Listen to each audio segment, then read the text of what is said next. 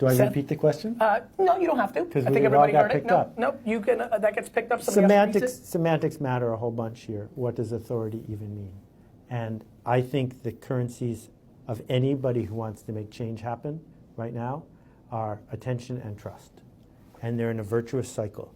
You don't get attention unless you're trusted. You don't get trusted unless you get attention. There are other kinds of attention. You can, light yourself on fire in the street, but you don't earn trust doing that. So this attention-trust cycle goes around. The question then is, how do you get there? I don't think you get there by saying, how do I hustle a content media play to figure out how to get in front of people who never heard of me and somehow seduce them? I think you do it by being generous. I think that people tend to trust folks who step up before they have to. They trust people who keep their promises, especially when it's not convenient. They trust people who tell them the truth. And if you do those things, they're probably going to tell someone else. And then you'll get more attention and more chances to be generous. And the cycle goes and goes and goes. And guess what? It probably never ends at a moment when you say, okay, now it's my turn to take. We left the take part out mostly. You don't feel like you owe Heinz anything. You don't feel like you owe TWA anything. You just are in this environment where you know your attention is precious. You know your trust has been abused. If someone shows up and treats your attention with kindness and earns your trust every day, well then one of the byproducts will be they'll want to hear what you have to say next. Super easy to figure out why this guy and I get along if you've been watching this show, because that just wrapped up 184 episodes in one statement. 183. I know. I think I'm trying to play along here. I think what is super interesting about that answer and this question is that's right, and I think one of the reasons that I've had personal success is because I think about things in such a long period of time that answer spoke to me because it's my natural state.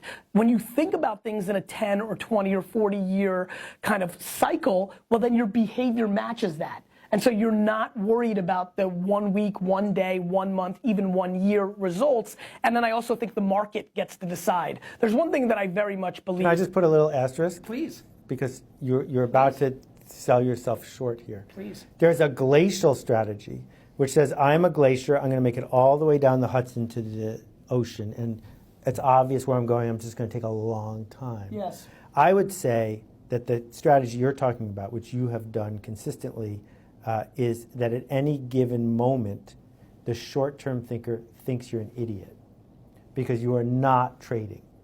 And that's the key, is that you are doing things that are so generous and so trust-earning that people look at you and say, why aren't you doing that other taking thing?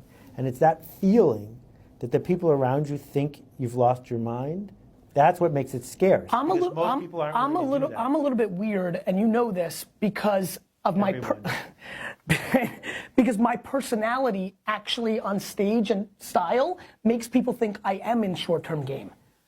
I recognize that my vibe at times comes across as the worst version of the things that you're referring to. And so it takes people a little bit of time to completely figure me out. As a matter of fact, I would tell you one of the interesting things about how I live my life is the reason I so deeply, feel affection towards you is I was surprised myself how quickly I judge people based on how quickly they get me or not.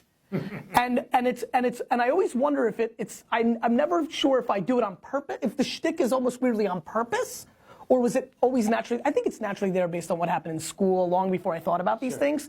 But that's right. And so I think at the end of the day, the thing that really, really matters to me is whether Seth says it, whether I say it, whether the president says it. The bottom line is the market gets to decide.